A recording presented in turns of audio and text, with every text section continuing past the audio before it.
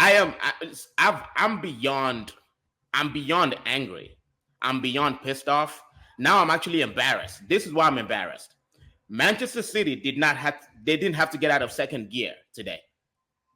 They did not have to get out of second gear. I remember at the FA Cup final.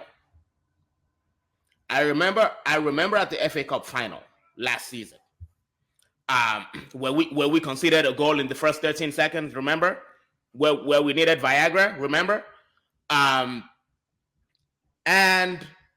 I was complaining that Manchester City did not leave the third gear in that game. They did not. They literally played no higher than gear 3 level, and they still beat us. I mean, the scoreline was 2-1, but it was a convincing defeat. There was no chance of us, laying a glove on Manchester City.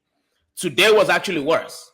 Today was worse at home at Old Trafford, bro. First Premier League game since the passing of Sir Bobby Charlton at Old Trafford, and we turn up like that, right? We turn up. I'm right. I'm right. Am I correct? That's the first Premier League game, right? Since he passed. No, it was the first Premier League game at home. There was a game last weekend. Yeah, that's what I'm saying. It was the first Premier League game at home. Our first game at home was the Champions League game against what's their face? Copenhagen. Yeah. Right. And we turn up. We turn up like a bunch of schoolboys. Listen, Boychester United is what we're today. Soft Chester United is what we were today. Limp Dick Chester United is what we were today. Bro, this man was soft, bro. These men are soft. They can, bro, the way United lacks penetration, you wonder how the players have children. Because there is no way these guys are fathering any children with that kind of penetration or lack thereof. There was nothing in that midfield. There was nothing in that attack. And you know what? As bad as the defense was, when I saw the lineup, I was like, Maguire and Evans, they were not the worst today. Let's not get it twisted. Maguire and Evans were not the worst today. So, look, I have to look at one place and one place only because I try not to be a hypocrite.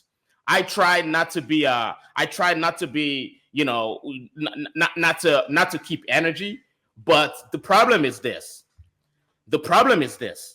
When I'm blaming Ole Gunnar Solskjaer, right, for lack of coaching, when I'm blaming Ole Gunnar Solskjaer for lack of tactics, right? When I'm blaming the former coach for not having a defined style of play, I have to keep the same energy with this coach. I do have to. This man before the game started, they asked him, what was the reasoning behind leaving Rafa Varane on the bench? And what's the reason behind leaving Rafa Varane on the bench and playing Maguire and Johnny Evans? You know what he said? Tactical reasons. Tactical reasons was his answer. Bro, what was the tactics today? Zero. And this I'm going to leave you with this. Eric Ten Hag had a good season, first season, last season, good season. Now, bro, I'm not calling for him to be fired, but I'm not going to defend him anymore. So there's this thing we say there are no tactics. There's tactics. There's always tactics in every game. The problem is not that there were no tactics. The problem was that the tactics did not fit the players. Like I don't understand the play Lindelof on the left, and Lindelof's pocket kept being picked because he couldn't really adapt to that position well enough. Kept getting cooked. And when he was getting picked off, it should have been the first change made at the half. But at halftime, but the coach did not move. He made another change, I think, because of the yellow card. United had chances; they just made bad decisions. That's something that keeps going on because before City got the penalty, and that's the other thing about that penalty is I don't want to go into VAR, but I have to. I've watched football so many times, and I've seen that same tackle made so many times. And I've seen it not been given so many times that I have to wonder that a referee did not give that call. The referee saw it. He waved it away. Then the VAR called the referee back. The next week, you're going to come out and see that same tackle happen, and the ref will not give it a penalty for that. It's the inconsistency. It's a foul. I don't want to say it's not a foul. What I'm just wondering is why sometimes they say it's when it's in the box, referees ignore it, and then the next time they go ahead and they call it. Butcher, this is where I disagree with you. Okay. I disagree that it is a foul, and I know that sounds stupid, but let me explain. Yeah, anywhere outside the penalty box, you pull somebody like that, yeah, it's a foul, it's a free kick. In the penalty box, though, yes, Hoyland grabs him. It doesn't even grab him. He just kind of like puts his hand and blocks him, reaches his hand out, blocks the guy. Now, the key for me is this: was Rodri? Did Rodri have a realistic chance of getting to that cross? Yes, he did. The answer is no. Pucci, it's Yes, he no. did. He didn't. Yes, he Bro, did. the ball ended up at the far post. No, The but not too pulling far. Not, happened not in the too far from midfield. where he was. Not too far from where he was. Nah, I don't No, agree with that. no. I do not. Seriously, That I is just being factually honest. wrong. I My only problem with the call, personally, is that it is an inconsistent call. Regarding the call, it's a blatant penalty. I don't think so. He Why was I never say gonna. that He is had no no, no, chance no. of getting there. Look, No way. that guy was it was Was it? not too far from Was the he ball. good? Had Hoyland not put his hand out? Was Rodri getting to that ball? Is the There's a question. chance he could. No. What The was he guy that getting got there? He the wasn't guy that getting there, listen, bro. the guy that got the ball at the far post did not have to jump high. It wasn't like Nah.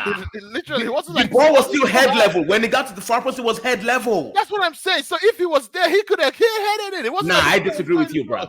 I know we're on the same team, but I disagree with you, bro. Okay, Something about Real Madrid is just that that way to feel this, and when they put this jersey, uh, they give 200%.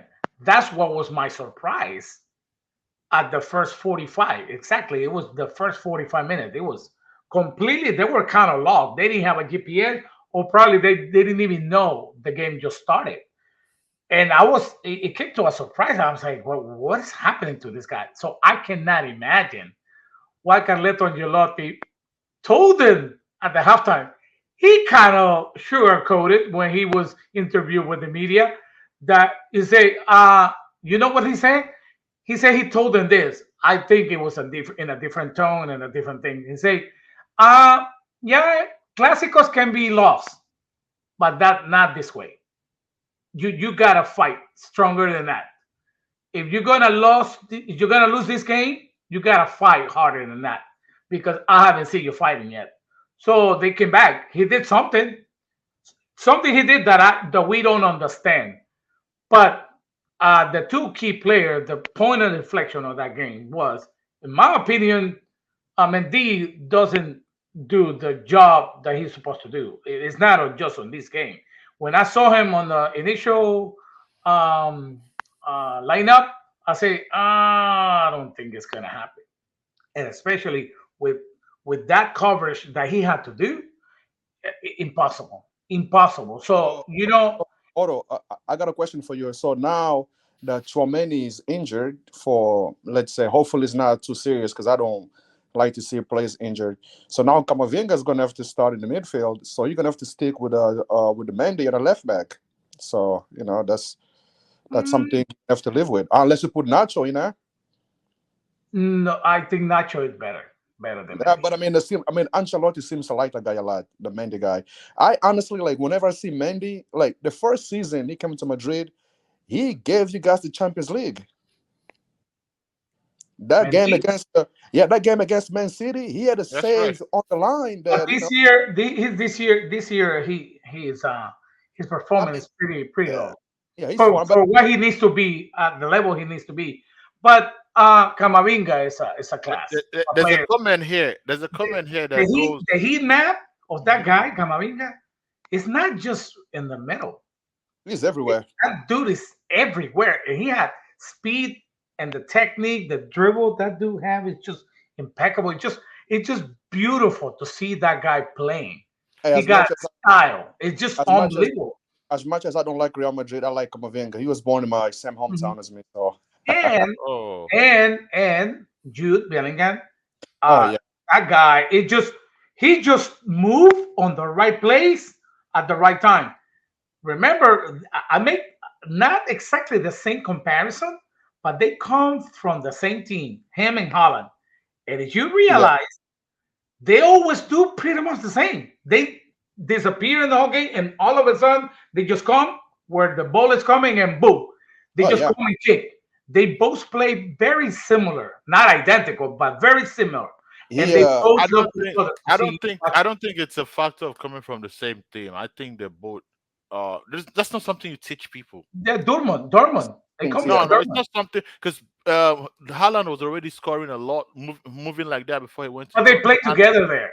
They yeah, I play know. together. No, I'm just saying that coming from the same. I'm just saying that they that get goal getting because I remember what's his name, Bellingham, from when he was 16. Bellingham has always been a boy who played like a man. What was my point? They Mhm, probably were playing awesome to reach to mhm. Borussia Dortmund. They had to be good, no matter Oh what. yeah, oh yeah, yeah. All right, Like he was playing. because He that was playing like a man at 16. yes, yeah, the Hmm. Bundesliga is not easy either. Oh So yeah, it's a tough okay, league. they have to be very competitive. All right, Yeah. but what I'm saying, just playing to each other in the same team, helping each other, they have to learn something. Don't you think when a player like Bellingham even said it? I came here with my technique by watching these masters. I have to learn something from Luka Modric. I have to learn something uh, from any other player that plays right there. So it just they have to catch something. They have to watch something. And he even said it. He even said it. But it just the way if you see his heat map, Bellingham, he's not just in one position.